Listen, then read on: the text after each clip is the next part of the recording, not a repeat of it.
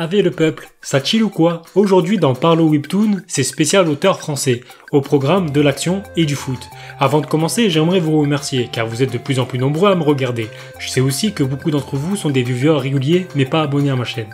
Alors si tu veux me faire plaisir, clique sur le bouton rouge, ça permet de t'abonner, ça prend 2 secondes et en plus c'est gratuit.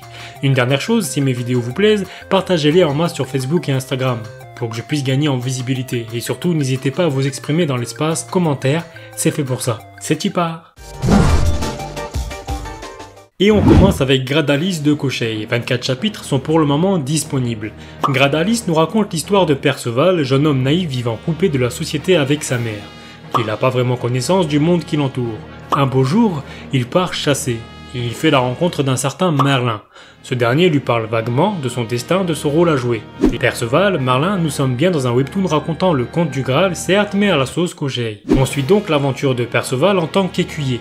Rapidement, il part en quête, lui permettant de rencontrer des compagnons comme Mordred ou bien Sir Tristan. On a l'impression de suivre une bande de potes, de vivre l'aventure avec eux, même si une sorte de rivalité semble exister entre Perceval et Mordred. D'ailleurs, l'auteur mise beaucoup sur l'humour, même dans des circonstances plus ou moins graves. Puis à chaque fin d'épisode, Koshei étale sa culture sur l'Angleterre de l'époque et c'est grave intéressant. On comprend donc que Koshei est un véritable passionné et qu'il maîtrise le sujet. Du coup, pourquoi lire Gradalis? La cohérence, l'architecture, les habits, l'ambiance, le déroulement des combats est totalement crédible et réaliste, malgré une pointe de fantaisie forcément. Plusieurs scènes, répliques sont drôles, même si Gradalis n'est pas un webtoon humoristique, ce dernier est fortement présent. Les dessins, après c'est mon point de vue, disons son style, est plutôt remarquable, différent de ce que je vous propose habituellement. Et si ton kiff, ton délire, c'est l'époque du Moyen-Âge, Gradalis va forcément te plaire. Et si le conte du Graal ou les chevaliers de la table ronde ne te disent rien, c'est pas vraiment un problème, puisque l'auteur nous propose sa version. Pour le prochain webtoon, en plein Euro 2021, quoi de mieux qu'une histoire de foot?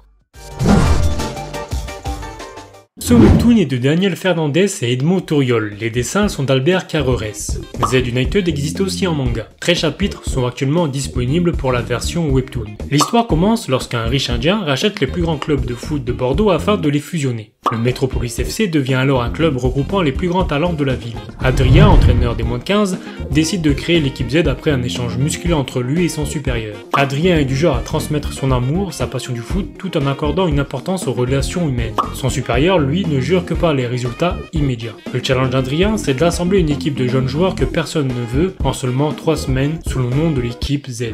Mais tout commence vraiment lorsqu'Hugo, un adolescent timide mais doué au foot, entend ses parents se disputer une fois de plus. Ça arrive de manière régulière. Et comme à son habitude, le jeune timide décide de sortir taper dans le ballon afin de se vider l'esprit. D'abord, il fait la rencontre de Magid, un jeune homme talentueux. Les deux s'affrontent alors en duel dans les rues de Bordeaux.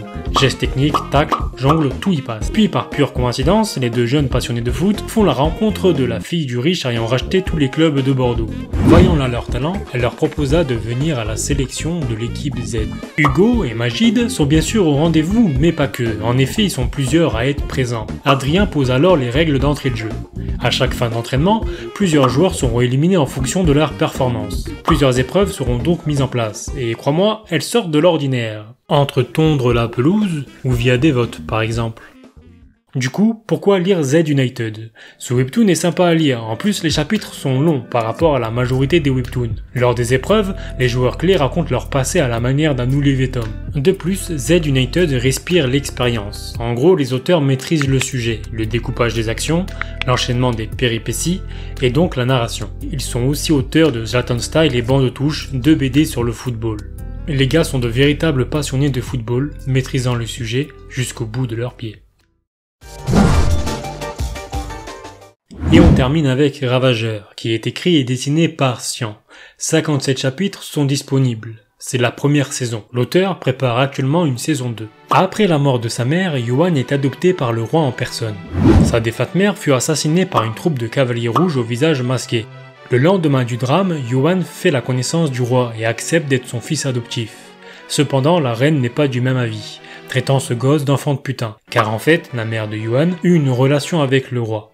Sauf qu'il fait partie des nobles et la mère de Yuan, c'est une femme lambda. Et si de nos jours les classes sociaux indiffèrent plus ou moins les gens, à l'époque c'était un gros problème. Les riches se mariaient entre eux et les pauvres avec les pauvres. On peut dire que ça sent la merde pour le protagoniste. Et c'est le cas, car il se fait secrètement maltraiter par la reine pendant une bonne partie de son enfance. Notre héros fait la connaissance d'Alexandre, le prince. Yoann est formé pour être le fidèle serviteur et protecteur de ce dernier. Sauf que le prince est fêtard, bon vivant à l'inverse de notre héros. Puis, quelques années plus tard, Yoann et Alexandre rencontrent Nara, une danseuse de rue. Et c'est ici que tout commence. Car elle est poursuivie par des gens au manteau écarlate, les mêmes ayant tué la mère du héros. Manigances, complots, meurtres vont venir bouleverser la vie des 3 adolescents. Pourquoi lire Ravageur ? Le scénario. En fait, on n'a pas l'impression de suivre une BD, un webtoon ou un manga. On a plutôt l'impression d'être devant une série TV ou bien devant un roman. Le scénario est donc au-dessus de la plupart des webtoons que j'ai pu lire jusqu'à présent. Les personnages sont charismatiques, bien écrits, collant parfaitement à l'ambiance de l'histoire. Tu sais, le genre d'ambiance où n'importe qui peut mourir à n'importe quel moment. Les Ravageurs, c'est une histoire mélangeant intrigue, action, avec un brin de romance.